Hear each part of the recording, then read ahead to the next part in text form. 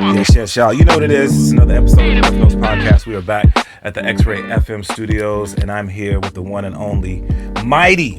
What's going on, man? What's going on? How you doing, bro? Good, bro. Good to see you, man. Yeah. It's been too long, right? Man. I feel like when we meet, you know, even off camera, it's like it's on some family stuff, bruh. So 1000%. Yeah. So just thank you for having me, and you know, excited to talk about some new stuff and kind of where we at in the world. Word up, man. So before we get too deep into it, man, remember that this podcast is available everywhere you listen to your podcast: Spotify, Apple Podcasts, or at klyphnotes.com. So be sure to like, share, subscribe, rate, and help us continue to grow this situation, man. So a ton of stuff to get into. I want to talk a little bit about I had a chance to chop it up with Tony Ozier. He was on the radio show a couple weeks ago. T.O., what's up, T.O., big T.O.? Before we did the interview, because he was involved in really, so I guess, executive producing, if I'm not speaking out of turn, the Soul Assembly project, where it's amazing, with Albina Music Trust, where they literally dug into the crates of a lot of classic Portland artistry and got some producers. I'm gonna leave somebody out. Hot 16, Tony Ozier, Jumbo the Garbage Man, Trox, and Johnny Cool. Come on. So it's like, yes, I want to come on. I want to talk about this, that, and third, right? Yeah. So we planning that, and he goes, "Oh, let me slide you something right quick." So he sends me the bridge. Yeah. Bruh. So, and I know. Well, I played it on the show, so I know people have heard it. I don't want to leave nobody out. Easy McCoy. Yep. Immaculate. Yep. Jay Lava. Yep. Dante Thomas. Yes. Mighty. Wild. Bruh. Who? What? Yeah, you know what I'm saying?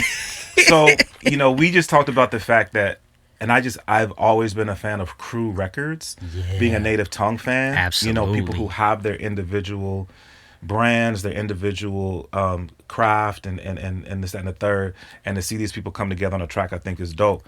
Can you talk to me just about how you approached about doing it, and then being on the track with, you know, other cats from the city? Yeah. Well, first of all, them is my brothers on the record. Mm-hmm. Like, let's just keep it a buck. Right. Like, overdue. First of all. Yep. Okay. Yep. But the story's actually not super deep. Okay. You would think so, because the way the record feel, right? You would think that there's this long backstory, but it's literally, you know, T.O. I would just pop up on T.O. and he would like set some time aside for me, which such a blessing to have that relationship with such a legend. You know, like, he don't got to make no time to link with nobody, really. Right. Like, he could just do his own thing. And the fact that he's like, hey, man, I'm open. Come on. I just finished. Slide through. I need you over here. He just got, I told him one time, I said, bro, you just got inspiration laying around. Like, you ever just pull up to somebody's crib and they just got inspiration, you might find it in the couch cushion, bro. You feel what I'm saying? And that's what T.O. got. Right. And a lot of what I'm doing now, a lot of the workload, low key, kind of depletes the inspiration to me, you know, right now in my career. So I need to feel stuff, man. I need to get up out of my element and feel some stuff. So visiting him is where this kind of starts. And I just popped up on him. I think it was me and PG, me and Portland George, man. Me and P pulled up, and I just told P I'm gonna be at the lab, and he ain't never been to that lab, so he was his mind was blown. So nice. So we doing a little tour or whatever, and he like, hey man, you know, I'm doing he kept telling me about the Albina Trust joint and how he was, you know, really trying to rock it out. Yeah. And I'm like, all right, man, just let me know. We had done a few different records with a few different people. We done had some ideas. He done sent me some packs. And I ain't really finished nothing yet, because with T.O., it's like, it's multiple layers to things. So he goes, hey, man, peep this. He plays it. And I hear a beat that I remember him telling me about. And then Easy starts off. And he's like, man, I got so-and-so and so-and-so and so-and-so. Bro, no cap. I literally looked at him and said, and excuse my French, I said, I need to be on this motherfucker. And he said, they stood up, him and P stood up and started cracking up and was like, bro, that is the realest, come on. And I wrote it right there. Word. On the spot. Yeah. And Yeah, and then I came back and finished it. I had to finish like some, I had to make sure that it was right. So I scheduled some time with him to go back and finish it. Yeah. I ended up rapping almost, I think, 8 bars too long or something. He was like, the verses, yeah, noticeable, yes. It wasn't on purpose at first because we was just running it, and I just kept getting ideas, and that was because of the inspiration. So shout out to everybody else on the record, bro. It's it's an honor to be a part of. I mean, we're talking about the greatest, I think, to me personally, not including Mike Capes. I think Capes for sure, and possibly Win. You feel me? But like, I think what was just on there, I think in all different ways, that's the greatest assembly, I think, in Portland. I don't think you're gonna get any better than that lyrically. And again, it's just so dope to me because you're talking about all artists who have their individual catalogs but to come together, and then to me the greatest part of it, the track starts with a true OG of Portland radio with JW Friday, absolutely kicking it off. And shout out to JW. Yeah, man, I mean, just the whole concept is super fire. So I was really excited when he sent it to me. He sent it to me, and he probably sent it to me because he told me he was going to send it. He sent it to me like on a Friday or Saturday morning, and I was like, "Oh, I'm playing this." He's like, "Whoa,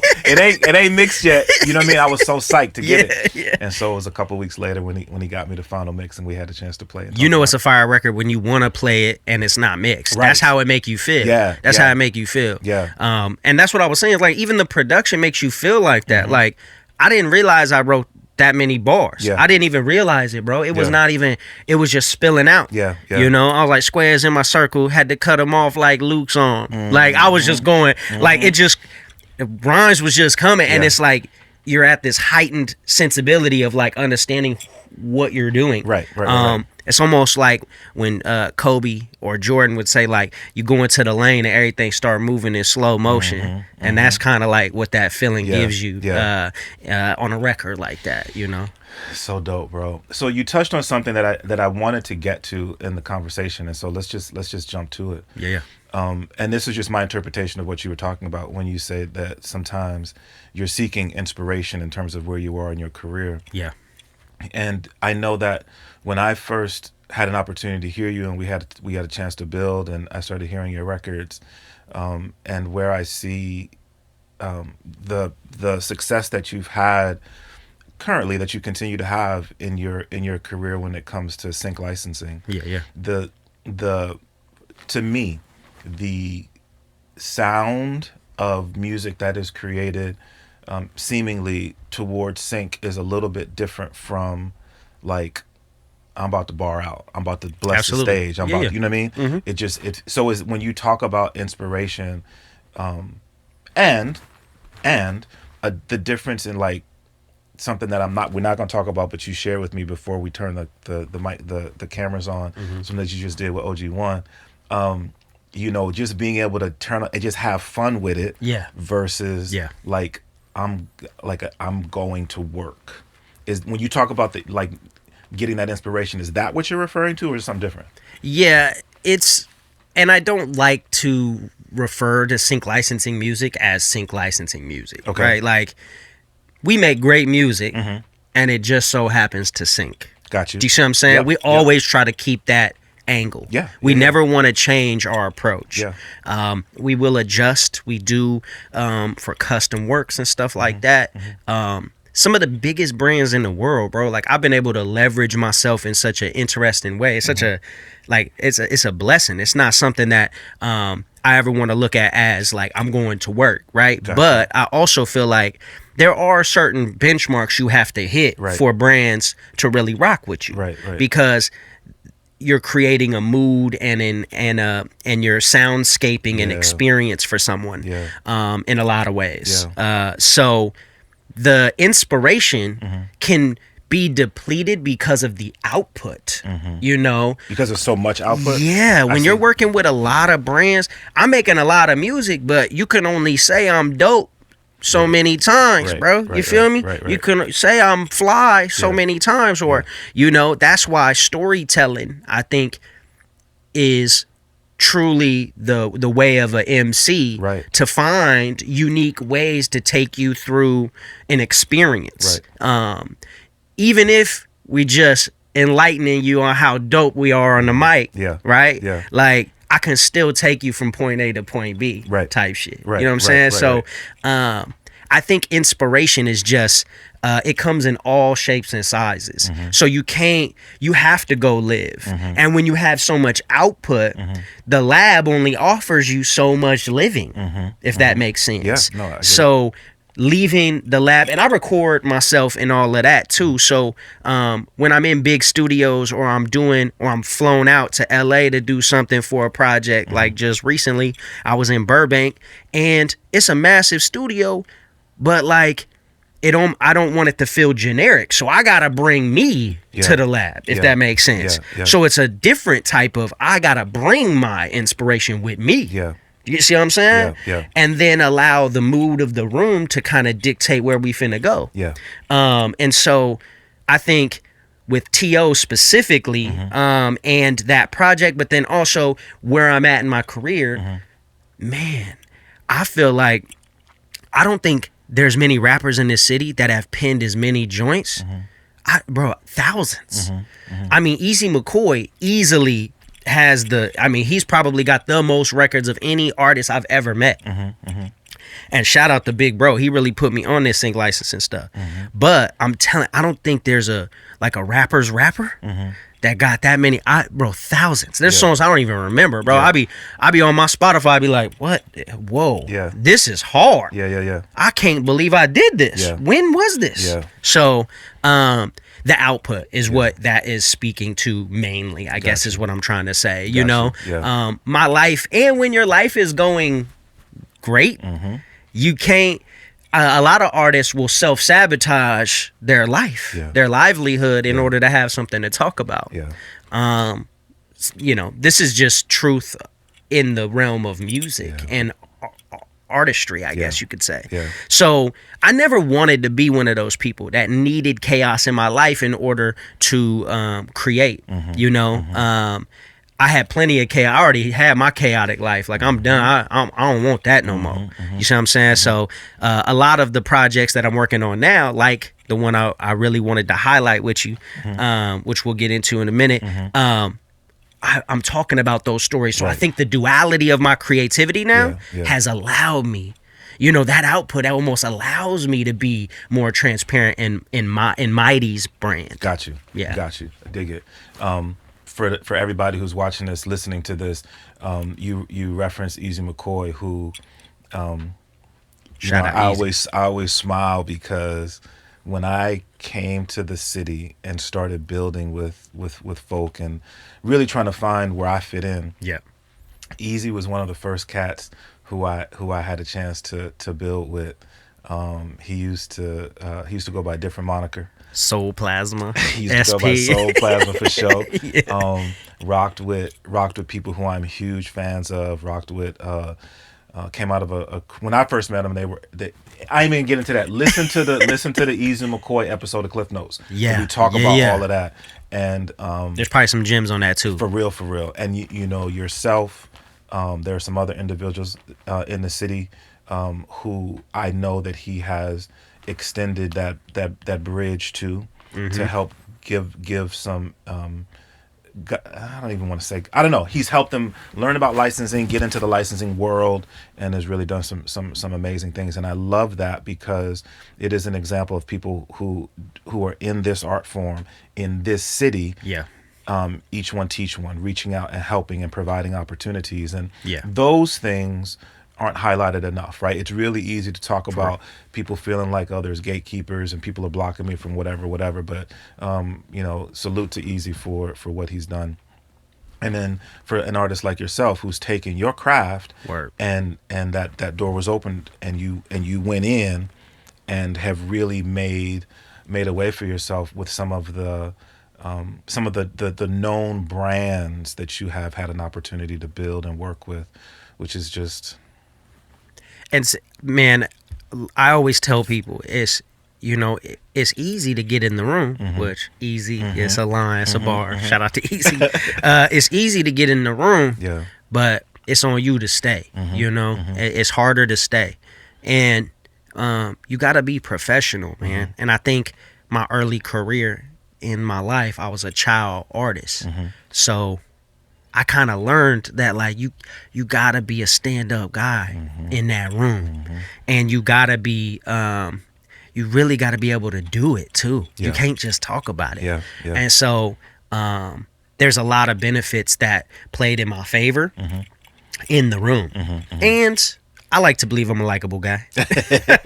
Like, I'm chilling. You know what I'm saying? And I'm honored to be in the presence of anyone out here doing what they love for a living.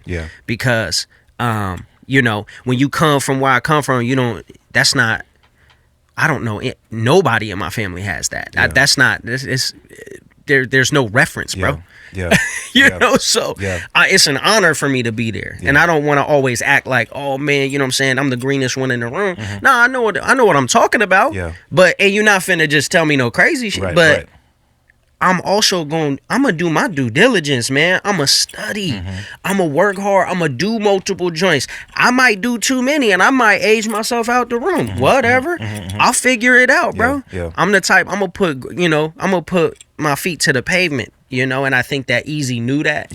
And he had always told me about, he wanted to get me in a video game like 10 years ago. Like he was talking to me about it, and we talked, you know, and it just never happened. We just, you know, and literally one day we just sat down, got a bite to eat. You feel me? And he was like, man, pull up to a session.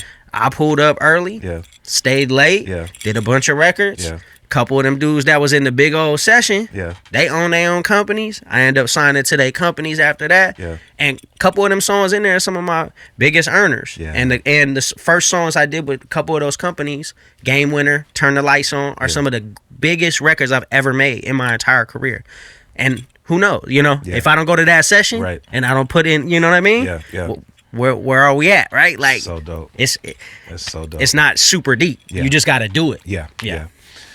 So we've had a fair number of conversations, podcasts, radio shows, and we've talked about your journey, how you had to really navigate challenges early in life, and how you have utilized those experiences from the outside looking in, and what you've shared. You've utilized those experiences to be a foundation for yourself, to know where you want to go, and like you said a little bit ago, where you don't want to be. You've utilized those experiences to help others, to reach out to others with some of the projects that you've built, and some of the things that you've done, just to help others. And you have a new project that you're working on now that you've talked a bit about in some of the rooms that I've been in. I've had a chance to hear about it, but I'm really curious as to the genesis of the project, really what the project is, and then how people can get involved in it, man. So as if I hadn't, I'm hearing about it for the first time. You know, talk to me about Buick Boy. So the Buick Boy project. The album is called Buick Boy, and it's a 3-part album. 5 songs each, Act 1, Act 2, and Act 3. It's some of the most vulnerable and transparent music I've ever made in my entire life. It's a direct correlation of a homeless youth going through the trials and tribulations of that journey, and then overcoming it and finding the light, finding the moment of I won't ever be here again, you know, and a triumphant kind of victory. So it's taking you on that journey from square one, from the first step to the triumphant feeling, and it's a subscription-based album. So you subscribe. It's Mighty at ITZ Mighty. Shameless plug. No, not shameless. Plug that sucker. Plug it. Yes. All social media at ITZ Mighty, like the mouse. And in my link tree at the top is the Buick Boy subscription. I started this about a year ago, and I'm just trying to get people on board. The music is still being fine-tuned, but I did a listening party where we had the Buick there. It was a confessional, so there was a camera inside of there, and people could go in the Buick and tell their story. In the back of the Buick, where I slept physically with a Marlboro sleeping bag and a pillow with no pillowcase. I used to put hand warmers in the bottom of that sleeping bag to keep my feet warm. And so about 10 years of my life, 10 to almost 15 years, depending on how you cut it, I was homeless. I had nowhere to go. I actually learned how to rap to the raindrops on the top of the car. That's the rhythm and the blinker. I would learn how to rap to the rhythm. And then I heard Snoop and Dre for the first time with my uncle. So I was already trying to put words together. And so I basically, in Act 1 and Act 2 and Act 3 is a transcendent story from the beginning. And Act 1 is almost finished. It's 5 songs. The music is done. I'm trying to soundscape it right now, and really try to blend it all together, which is pretty hard. So I just look for people to subscribe. You'll get it before it goes on streaming platforms. You choose how much you want to subscribe for. It could be $1. $1 a month. But all proceeds, because I don't need money from music anymore. I make a lot of money with sync licensing. So all of the proceeds of the Buick Boy project go to homeless youth through my nonprofit. I work with 6 liaisons, homeless liaisons, with all the districts in Oregon. Specifically Portland, but I do have a few others, Southern Oregon, a few others, because homeless kids, it doesn't discriminate. Homelessness doesn't discriminate. Right. So we're trying to help as many youth as we can with this story. And we don't make $1. You get the music before all streaming services a month before, and then you get exclusive content. You get to feel, you get to see behind the scenes. You get to see the actual sleeping bag, the actual Buick. Like, this is the one right here. Like, and stories from my mother, from my sister, from my family members, from my friends, people that knew me, people that didn't realize OG1's a big part of my story. I dated his daughter when we were young, and he didn't realize that there was one time where I had to leave his daughter's house when she was with her mom. I had nowhere to go. I slept outside of their apartment building under the dryer vent with the sleeping bag because I had nowhere to go. And I was super embarrassed. And I remember telling him that. And I'm not telling these stories for people to feel sorry for me. What I'm doing is I'm trying to learn through music and through experiences and through being transparent that it's not, I don't have to be shameful. You know what I'm saying? I don't have to be embarrassed. It's a therapeutic thing for me. I'm learning. And OG was like, that's wow, bro. Then you were like performing the next weekend. I seen you performing at Juneteenth. And I'm like, bro, I'm telling you, like, nobody knew because I did have confidence for some reason. God gave me that. For some reason, no one knew. And that's okay. But it's also okay to be transparent too. And that's what this story has done for me. That's what this album has done for me. I like to call it my burning bush. It's something that keeps speaking to me that I can't really control. And these stories aren't, these stories aren't just, oh, cry me a river, oh, I'm sad. No, I'm talking about paranoia of being homeless.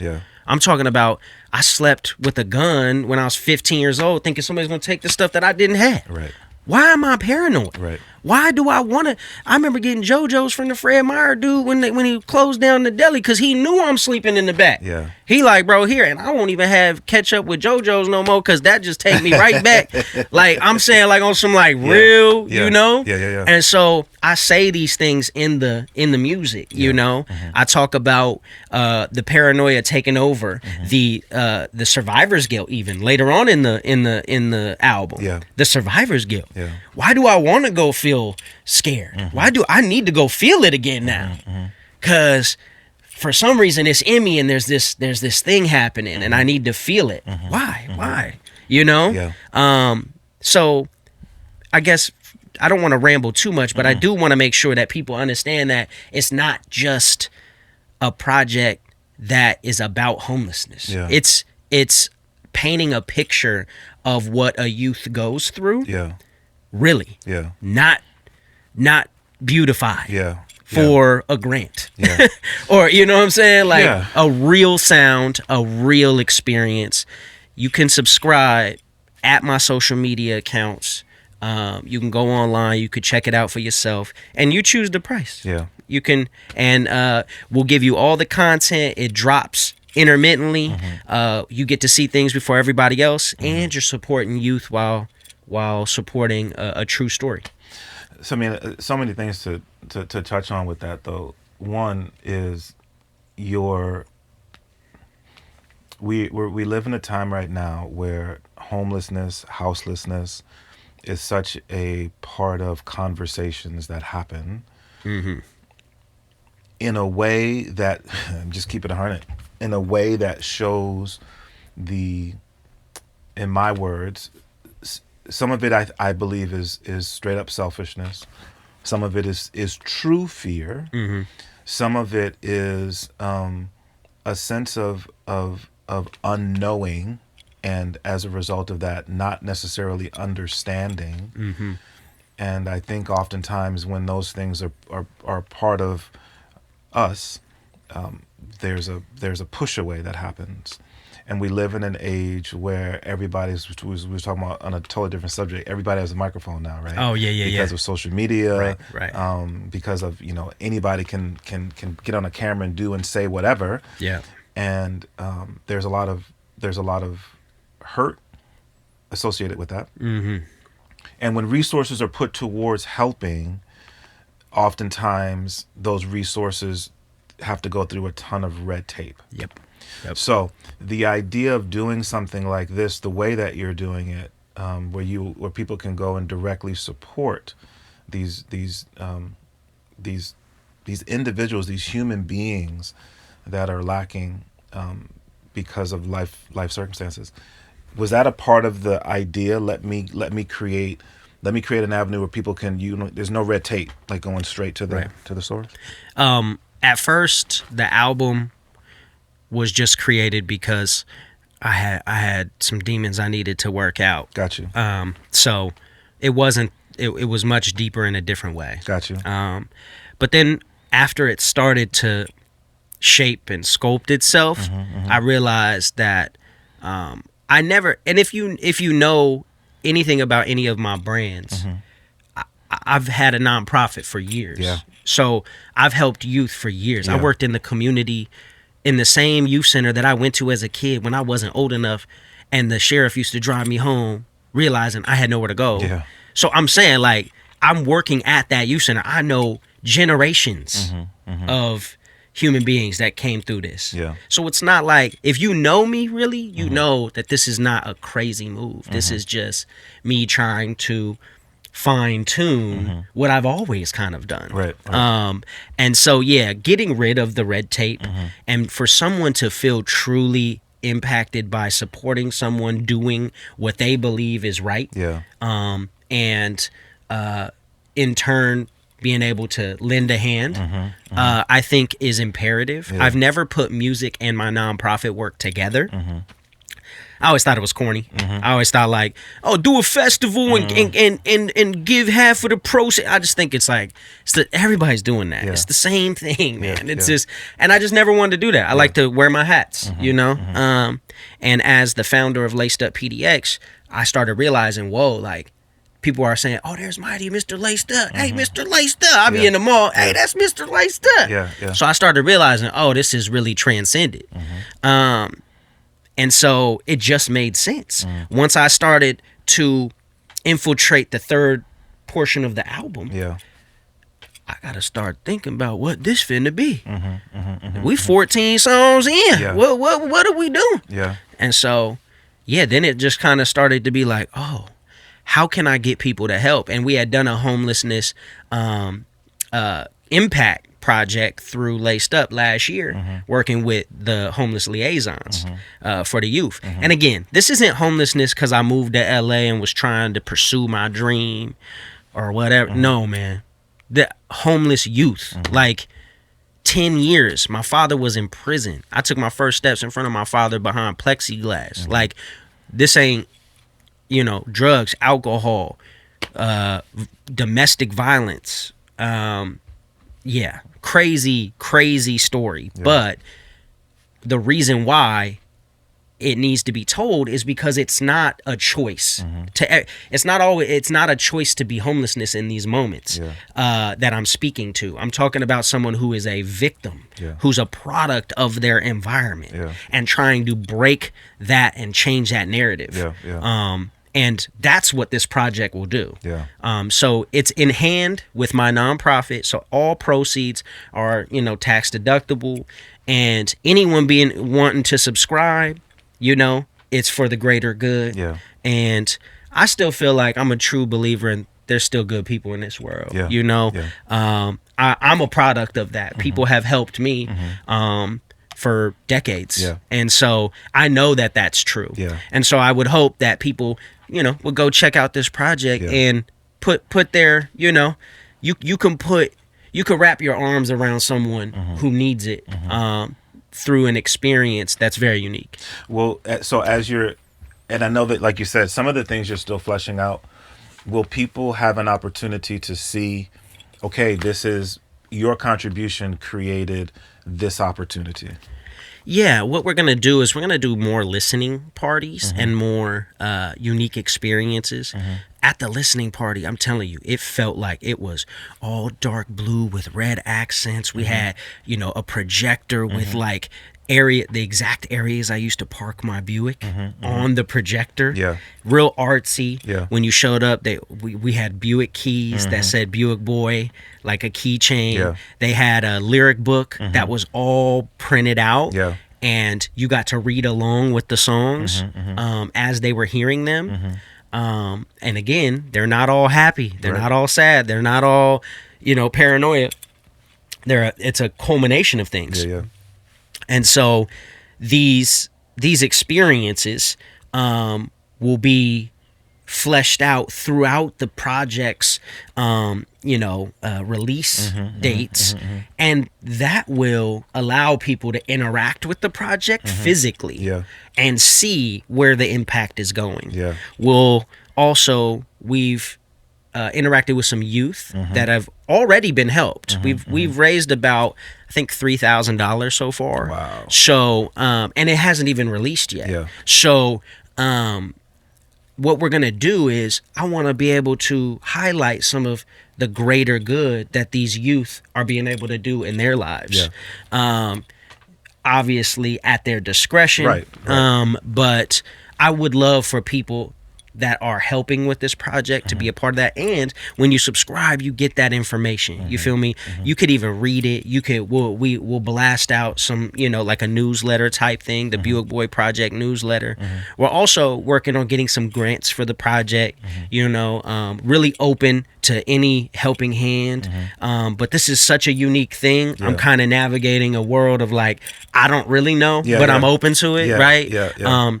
And I'm super nervous, bro. I ain't been nervous to drop a project my whole career, bro. My whole career. This is the closest to me music has ever been. And that's saying something. Yeah, it's interesting. So as someone who the big thing that I do is I'm a curator, right? So I'm taking damn a lot good of at this it too. art and I am using platforms to get it out there. But that has turned into being a little bit of a creative in terms of creating a podcast, creating radio shows, creating live events. And as I have watched what's the next best way to get information out and to build and interact with people. And I see more and more creatives going to subscription type situations, right? Because to me, it is the way that your listeners, supporters, fans can most directly support you. Right. I am going direct. This is the person who I believe in. This is the person who I want to get to know more of, and I want to support them directly. And it sounds like that's what you are creating. Yeah, it's basically, would you want to buy the $5 coffee at the coffee spot right down the street from you, where real people work? That little kid, that kid's first job. Yeah. He's learning how to make that. It might not come out the best every time. Right. He learning that latte thing. Right. Or do you want to go to Starbucks? And it $7. Yeah. And it's real basic, and you just kind of an ant in an anthill, trying to, in and out, figure it out. Yeah. That's kind of what that is. Yeah. Spotify, you can go listen to a lot of my music on Spotify. I was just recently in Billboard magazine, like for the first time ever in my career. So, my taxes is crazy, right? Like I'm in a situation where I am successful from music. Yeah. But that doesn't happen without someone supporting me directly. Absolutely. Right? Absolutely. And so that I learned that impact does work, truly, from live performances, from touring on my own dollar, from like investing in myself wholeheartedly, right? Designing my merch, designing cover art, doing other people's cover art, like just being my own creative. I learned, this is impactful. Imagine if I could help someone else by utilizing my platform. Right. Yeah. Got it. Yeah. And I get that that's a selflessness moment, but not a lot of artists think like that. It's about them. Yeah. And I just learned, I learned through Laced Up, through starting my own nonprofit, helping thousands and thousands and thousands of children in my community. I have to tell my story, bro. I got to stop being so, like, Laced Up taught me that. They put me in front of people and was like, why are you helping people? Oh, okay. Well, I didn't have nowhere to live for a long time. And they're like, what? And I'm like, oh, okay. This is rare. Okay. I got to fine tune what this is. And really the most incredible part of all this is watching my mom unveil and break down all of these barriers that she had. She didn't realize this was our reality. And that's okay. But I realized she sat down and did a behind the scenes interview. It was the most incredible thing. It's fixing my family, bro. It's changing everything. I've changed the entire course of who we are as people. I don't understand the impact of that. I don't. And I probably won't for a while. But watching my mom be so okay with telling her story, it's not your fault. I'm not saying it's your fault. Right. Do you hear me? I'm not saying that. But I truly want you to understand that we have a responsibility now to break that. Let's break that cycle. And with that comes the help of others. They see that it is possible. And so this project is so much deeper than music. It's so much deeper than homelessness. It's a cycle. It's a cyclical struggle that happens with people who are in poverty every day. And have to wake up to that every day. And that's where I'm from, bro. And I can't hide it. I can't shake it. And so this project has really it's helped me mature, man, and it's a blessing. Yeah, bro. Like I know that, and it's funny, and I can't move past that with just expressing. I know that you're a man of faith, and you talk about, not understanding how some of these things happen, some of these transitions can happen, especially when people are getting to a place that they can overcome. That we all have these things in our lives that we've experienced, and we put them to the side, and we just don't deal with them, right? Not realizing that if we don't deal with them, things don't change, right? And I think that we all can learn from whatever people's belief system is when it comes to faith. That there's something that's bigger than all of us. Absolutely. And sometimes it's just leaning into that and going, some stuff, you know what? My job is to take the opportunities that I have, the moments that I have, and do and be the best that I can be. And the things where I feel like I don't have the understanding or the wherewithal, that's where I lean into, okay, let me listen to, you know, for me, it's the creator. For others, it's the universe. For others, it's whatever. But lean into that. And understand that there are lessons to be learned if I can be still. If I can be quiet. If I can just give myself space to hear. And then take that and then pay it forward, which is what you've been talking about. Taking your experiences and finding the good that has come out of everything that you've experienced, and then saying, okay, let me pay it forward. Let other people see that your circumstance today doesn't necessarily dictate where you're going to be tomorrow. It doesn't determine your destination. Which is fire. I love that the creator can be a part of something like that, right? Like, you know, he always will do what he does.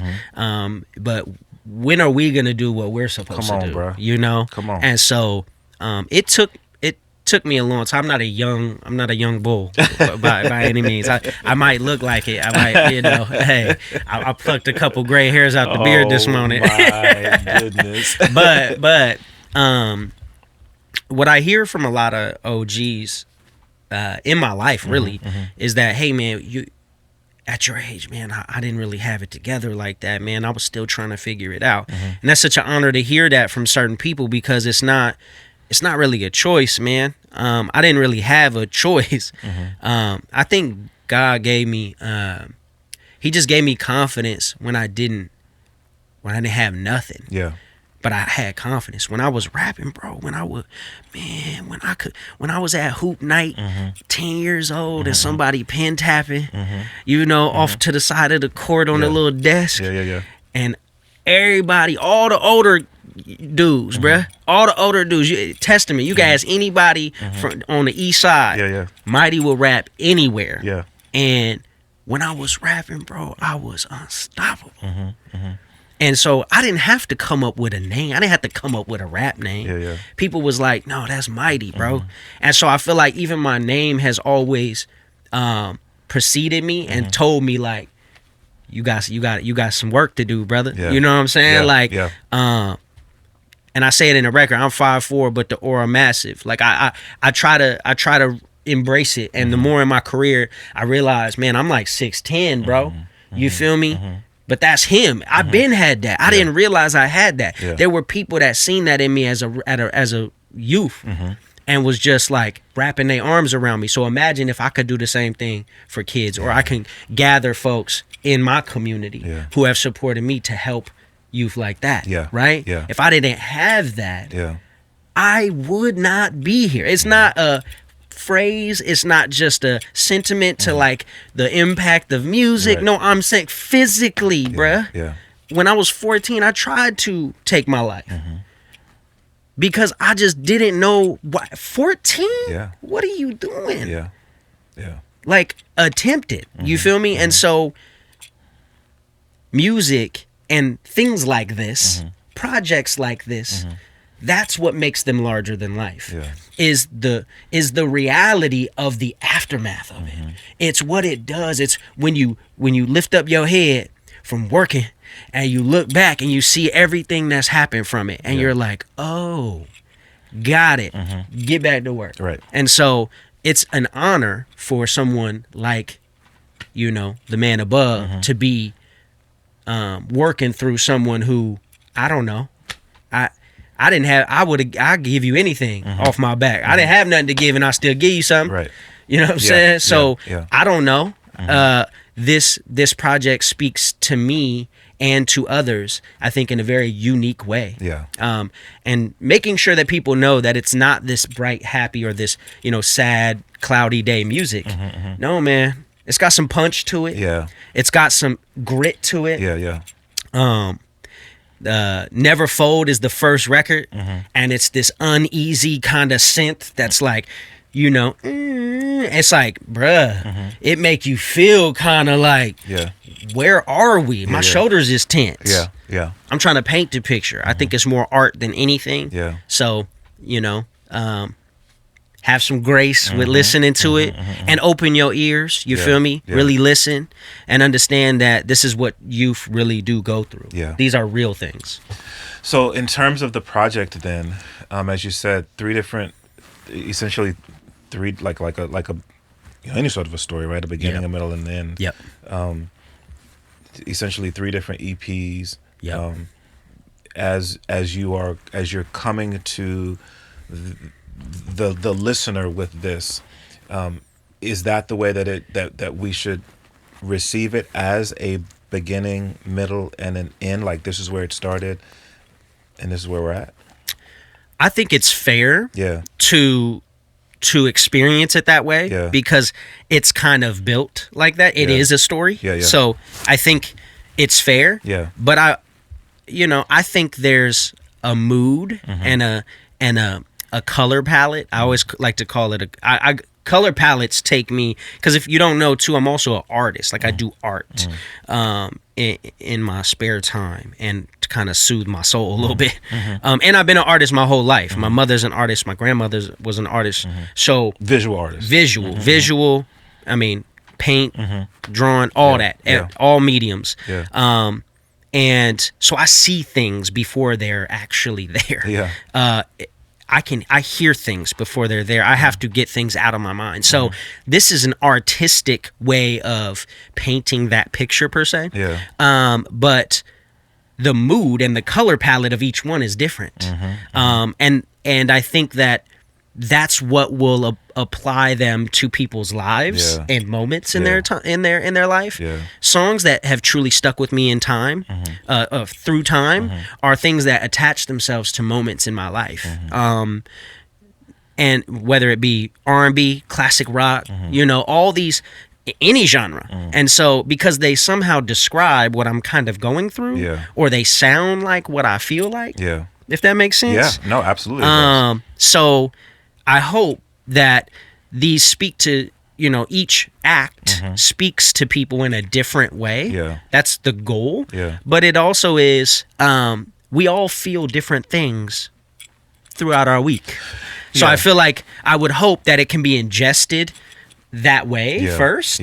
And then because it's broken up, you can kind of sit with it for a little bit and find where you're at with understanding what's happening. And then shortly after the third act releases, we will offer to the subscribers, obviously first, the album in full. That's what I was getting to. So releasing the Buick Boy project in full. And letting them ingest it that way as well. And there will be some keynotes that will add to it in order to kind of fine tune what that feels like. If that's some extra records, if that's some skits, if that's some actual situations, soundscaping, something, I don't know. We want to really find how that feels, so that it's more of a more seamless transition. So dope, bro, because I think that, and mind you, this is a Klyph thing, bro. I think you should about, have it go across the bottom of the screen. Right? This is a Klyph thing. You know, I think about how I consume art, music now, compared to I did when I was a younger man, and it is so different because there's so much coming at us, and I can find a record that I think, yo, this is like, this is definitely going to be something I mean, it speaks to me or whatever. And, you know, 3 weeks, 4 weeks, 5 weeks later, I done forgot. Right. Because there's so much other stuff. And so what you described, the thing that it makes me think about is, you know, how cool is it to tap in via the subscription, and you're getting these acts as they're released. and then to be able to come back and almost listen to it again. And the thing that we know is, and I have this conversation with wifey often, is that we are drawn to things that have a sense of familiarity, right? So in the end, when the project, okay, here's the completed project, I'm familiar with it, but there's a different tone to it. There's an additive there, or there's a you know, for lack of a better term, there's a remix to the project to be able to go back and almost hear it anew, yet be familiar with it. I mean, what a dope concept, bro. Well, because now you know the end of the story. Yeah. The beginning is different when you know the end of the story. Come on, absolutely. Come on, There's man. There's a lot to that. There's a lot to that right there. Look. So that's what I want people to interact with. That's why I want them to subscribe. Not because of me, not because of my story. No, because of the impact that you will have, but also what your experience will be. I subscribe to your experience, right? Like, and that could be $1, that could be $20. I mean, Netflix $17.99, right? You know what I'm saying? And they telling you what they experience. You know what I'm saying? So it's like, hey, it's up to you. I have no qualms either way. You could just want to get the newsletter and just listen to it on Spotify when it do come out. That's fine too, brother. I'm not, you know, but we really want to make a difference. And in order to do that, it takes help. You know, I'm just one man. But us together, we can make a crazy impact when we come together, man. So that's the goal. And I think some of these songs are pretty good, bro. I feel like I done put my toe in the sauce. You know what I'm saying? You know, I might have, my pinky toe might have made its way in there a little bit. I feel like I'm making some of the best music of my entire life. Not only transparently in telling my story, but in sonically, bro. It feels exactly like the moment, and my delivery, what I'm saying, how I'm saying it. Incredible. I listen, I just put in a touch on a song called Pop Out, the first song of the second act. And it's about survivor's guilt. We talked about it. And oh my God. Bro, I listen to it 30 times in a row, bro. And it gives me goosebumps every time. I made it. I don't even know how I made it. So this music is going to make you feel something, but it's also done really, really well. So supporting a project of that nature in general as an artist is greatly appreciated. We're nothing without those who support us and listen to us. So, yeah. You know, it's interesting, bro. Like, I think about artists often asking, I don't even know if I say it that way, looking for people to find their art and support. Like, if I'm doing a show, please come buy a ticket, you know, come see me do my thing, and this, that, and the third. Is that something that, I don't know, I guess two different ways to think about it. Because you have been an artist as long as you have, is that something that feels like, yes, no, that is a part of it. I have to put the art out and then tell people that the art is out and then encourage people to come and support it? Or is there a sense of, like, yo, would you, like, feeling some kind of way about asking people to support what you're doing? Again, LacedUp taught me that. LacedUp taught me a lot of that.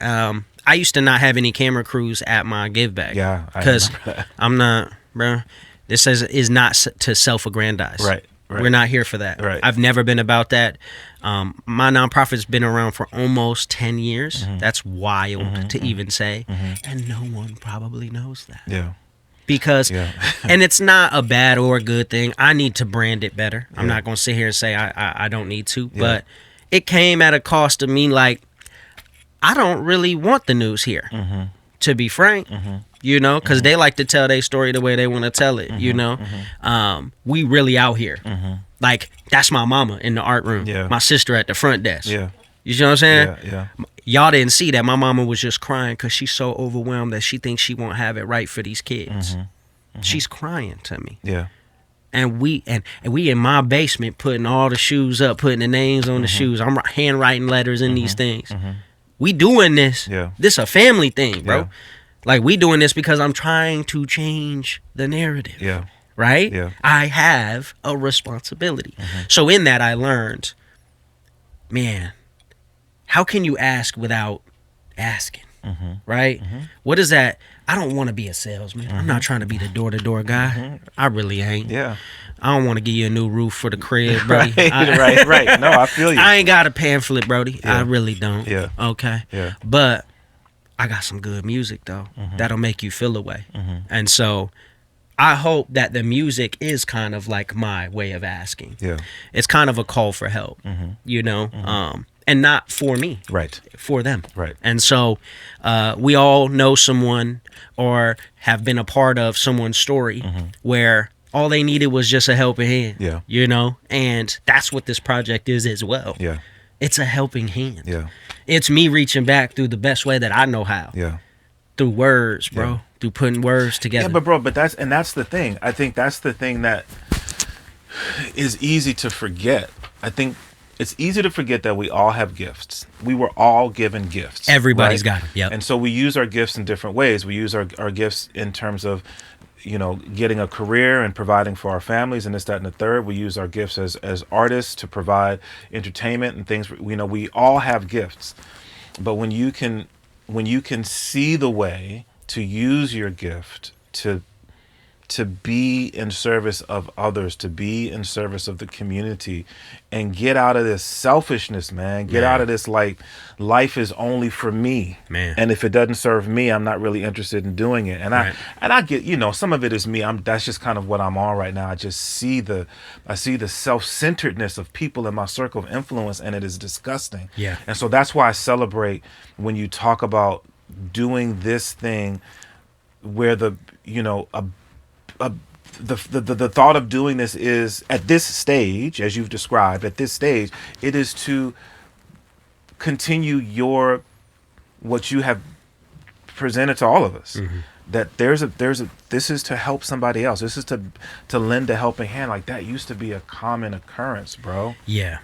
And I'm hoping that this will inspire someone else to do that, right? Like, we can only say, man, why is it like this so much? Right. You know? Right. Go do something. Yeah. You always doing something. Yeah. Yeah. You probably have a lot to do with why this project came into my life. Oh, that's love. OG. Yeah. Right? Yeah. Easy. Yeah.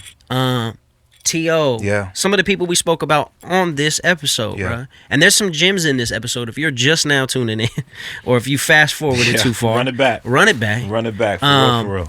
The reality is that we all have some type of influence that says something that is, you know, that triggers something else. And I think that it's important to know what you're doing too. Yeah. So this is also kind of my big up to the culture by saying, look, man, like, I grew up in this. I grew up in this thing called music. Yeah. So I would hope that it would be ingested by folks that I also respect, because as a hip hop artist, we love to do the culture right. You know what I mean? Yeah, we have a responsibility there as well. Yep. So as a project in that regard, the inspiration of it I would hope would tell other people, do something different. Yeah. Right? Yeah. Change the narrative for you. I don't know what that is. And I may never. Yeah. But while you're here, don't hit copy and paste. Yeah, come on. Come on, man. Control Alt delete that thing. And do it your way. Right. You know? Right. And it's been a blessing that I'm in a position to do that. Yes. So I don't want to overlook that either. Right. I continue to put in my work and do my due diligence in the way that I do.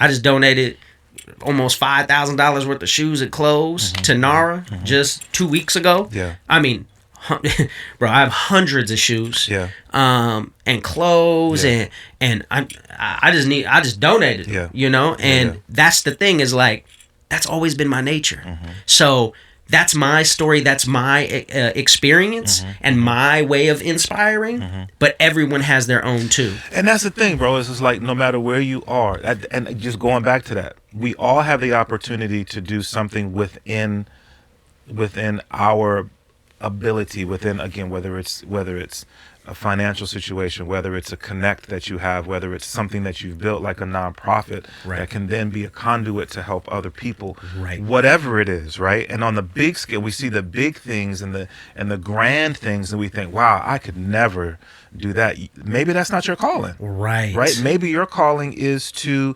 do the small thing in your community, and your community can be your physical geographical community where you live. It can be where you work. It can be where you commune with others, whether that be a club or a church or whatever the case may be. Your neighbor. Your neighbor. It can be literally your next door neighbor. It can be the person that you see in the line in the grocery store. I mean, there's so many things. So to me, what I take from this is, one, it is a continued example of the things that I have seen you do. I believe in it so much, I literally put it on a t-shirt, louder than words. We all say what we want to do, but actions. And I've seen you do that in numerous ways, whether it be through LacedUp, some of the nonprofits that you have. So I just want to make sure that I give you your flowers and say that I see you. I see what you're doing. And I think it is our calling as having the privilege to be alive on this planet. That's a definite privilege. You see what I'm saying? I don't care about where you're living, where you're from. We all have struggles. Some are visually worse than others, but we are privileged to live on this planet.